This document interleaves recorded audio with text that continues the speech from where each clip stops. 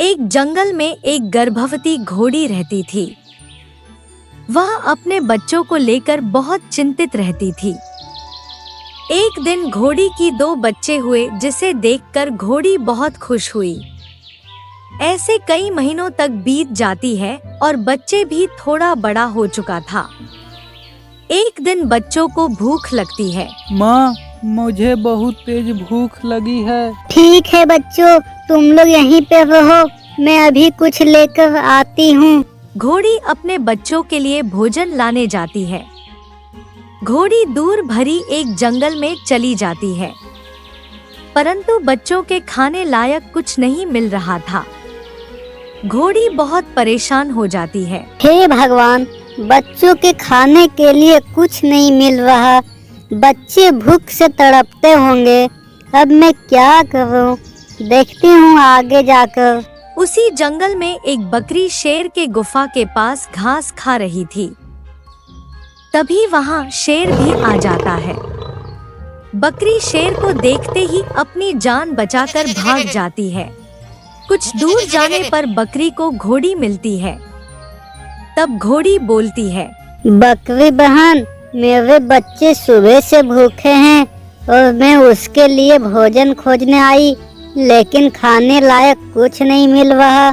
क्या तुम बता सकते हो कहीं कुछ खाने के लिए मिल जाए तो? हाँ, क्यों नहीं, बिल्कुल बताएंगे। देखो, शिव के गुफा के पास बहुत मुलायम घास है। तुम वह घास खा सकते हो और बच्चों के लिए भी बहुत अच्छा है, लेकिन वह शिव बहुत खूंखार है।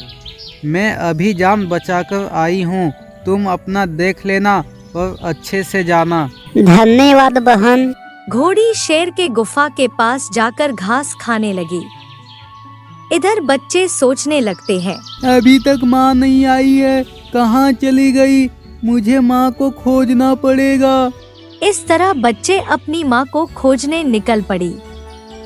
बच्चे भी वही रास्ते से जा रहे थे जिस रास्ते से उसकी माँ गई थी।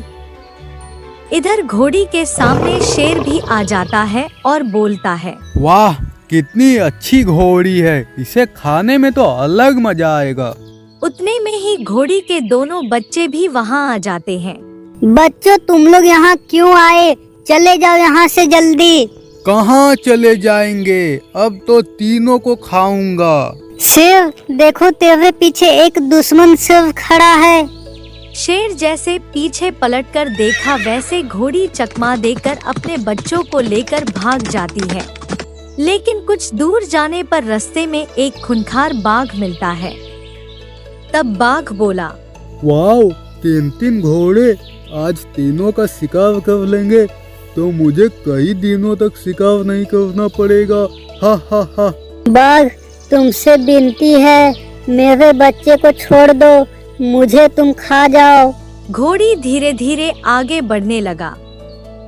बाघ जैसे हमला करने वाला था, वैसे एक ताकतवर हाथी आया और बाघ को मार गिराया।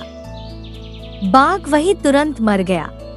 जान बचाने के लिए बहुत बहुत धन्यवाद हाथी भाई।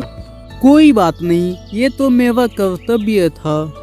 इस प्रकार घोड़ी अपने बच्चों के साथ खुशी खुशी रहने लगी। इसलिए दोस्तों, जो दुनिया में कोई कुछ नहीं कर सकता, वह एक माँ करती है अपने बच्चों को बचाने के लिए। इसीलिए माँ को हमेशा खुश रखना चाहिए और साथ देना चाहिए।